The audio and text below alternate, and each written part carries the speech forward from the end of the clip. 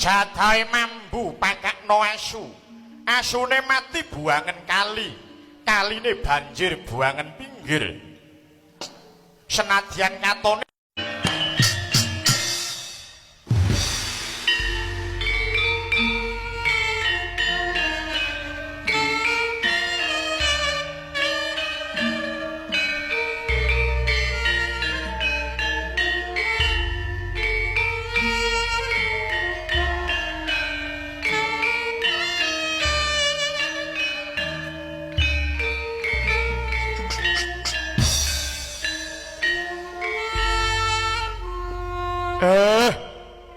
bergeget uget hemel sak dulit-dulito lai sinuwun Kresna matur nuwun jengandika tasih krasa sapet jagong kaliyan kula pun Semar Badranaya monggo kepareng udarasa bab kawontenan bumi Nuswantara niki sinuwun ing atase wong kang padha keluwen ora dipakani wong kang padha kelangan papan boten diiyupi wong kelangan keluarga boten panjenengan tambani wong kelangan jati diri sinuwun nggih boten peduli pringgondani badhe nemahi kedadian menapa sinuwun Kresna Kakang Semar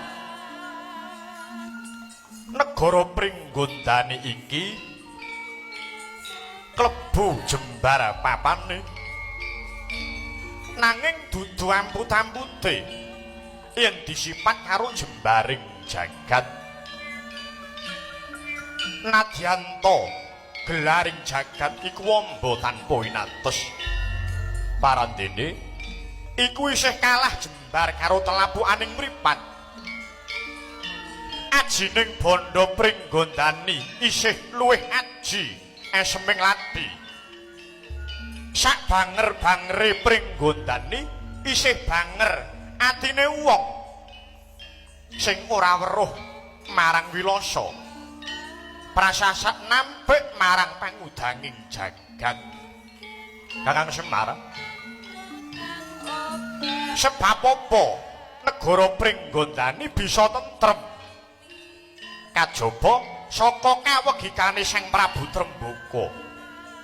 santosa lair batine uga gedhe dharma lelabuhane apa meneh pangarsaning praja unggul nalari kuwi tegese pinter wong pinter kuwi beda karo wong lecut yen wong pinter kuwi kapinterane kanggo njunjung derajat nusa bangsane ning ing wong lecut pintere kanggo minteri kancane unggul ing babagan jasmani tegese waras ngerti marang swaraning para kawula wondene unggul ing babagan kajiwan tegese jejeg pangidepe utawa jejeg imane Raja Brana kuwi migunani banget marang jiwa ingkang lemes marang jiwa ingkang lesu ning tumrap ngudi kawicaksanan dadi halangan Kakang Semar rusak ing wewangunan Pringgondani aja diketuni sudaning kekuatan Pringgondani aja dipenggalih prayoga padha nindakno kawicaksanan wicaksana tumraping kahanan waskita tumraping kedadean waspada tumraping kawusanan Kakang Semar leng-lenging driya mangungkung mangungkung kanduhan riman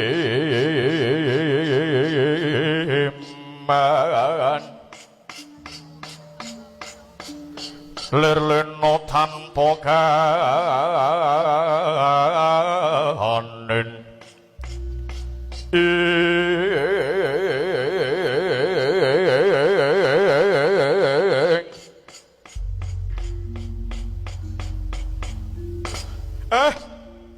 bergegek ugeg hembel sak duli-duli to lae kula lajeng kelingan gegambaranipun